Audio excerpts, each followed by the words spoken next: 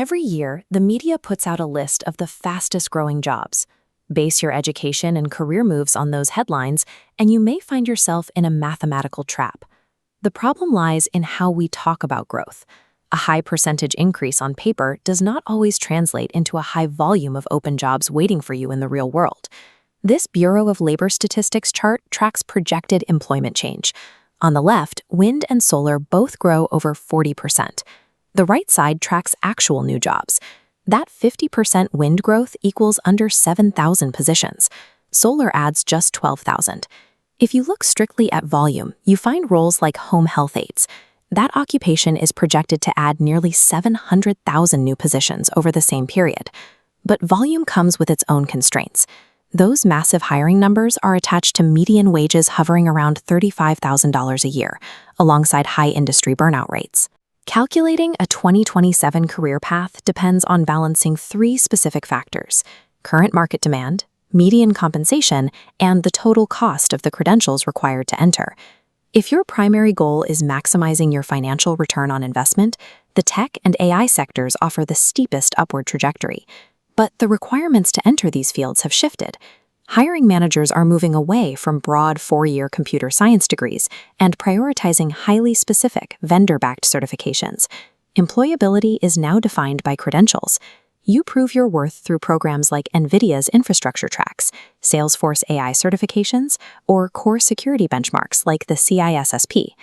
Once you have those credentials, you tap into a massive shortage of talent. For AI and cyber roles, the global gap for cybersecurity alone sits at 4.8 million unfilled positions. That scarcity drives compensation up and pushes work arrangements remote. Mid-level analysts and specialists frequently command salaries between $102,000 and $147,000, regardless of where they log in from. And the budgets are expanding to fund entirely new titles, like AI operations specialists who manage university data pipelines, or predictive logistics managers tracking supply chains. The hidden cost here is time. The technology evolves so fast that the skills you learn today will decay rapidly. To stay relevant, you have to commit to continuous, lifelong upskilling. This route provides significant salary potential and geographic mobility, provided you accept the recurring time tax of mandatory technical upskilling. Healthcare operates in a physical landscape that remains stable, even when economic cycles or software updates disrupt other sectors. The driver here is pure demographics. A rapidly aging population requires significantly more daily hands-on medical care than younger cohorts. At the exact same time, the industry is facing a projected shortage of up to 86,000 physicians over the next decade. To fill that gap, the medical system is leaning heavily on nurse practitioners and physician assistants. The barrier to entry for these roles is steep. You need an advanced master's degree, usually taking around 2 years, plus hundreds of rigorous clinical hours before you can legally practice. That highly specialized education usually comes with a substantial amount of upfront student debt. But the return on that investment is incredibly stable. You get near guaranteed job placement, and you can take that license to practically any city in the country. The financial compensation reflects the intense demand, with median salaries for both nurse practitioners and physician assistants consistently topping $130,000. The daily reality, however, is demanding.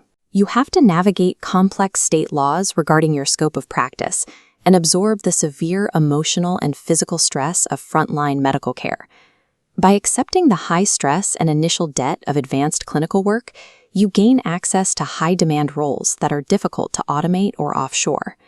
For those looking to bypass the university system entirely, green energy trades offer the lowest friction entry point into a booming sector.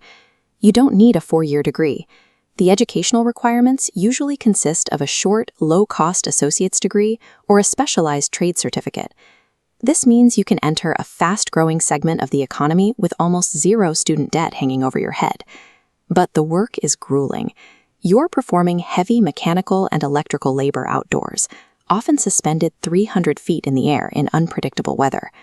The payoff is immediate career entry. Starting median pay generally lands in the $50,000 to $60,000 range. The major compromise you make is where you live. This work is heavily restricted by geography. To capitalize on these jobs, you generally have to relocate to states like Texas, Florida, California, or right in the middle of the Midwest wind corridor.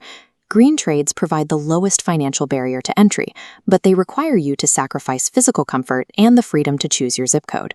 Planning your career for the next decade comes down to matching your personal life constraints with the specific trade-offs of these three sectors. If you need an income quickly, you want to avoid debt, and are physically capable, your target is the trades or entry-level medical roles. You secure immediate work without taking loans, though you eventually hit a hard salary ceiling unless you pivot to management. If you prioritize geographic freedom and want the highest possible remote salary, you aim for AI and cybersecurity. You gain high earning potential, but pay for it with your evenings and weekends, studying to keep certifications current. If you prioritize job stability and can manage significant upfront debt, advanced healthcare roles offer consistent long-term demand. You lock in near guaranteed employment for life, paid for by absorbing the pressure of the healthcare front line. A successful 2027 career strategy requires matching your personal limits to the specific trade-offs of the industry you choose.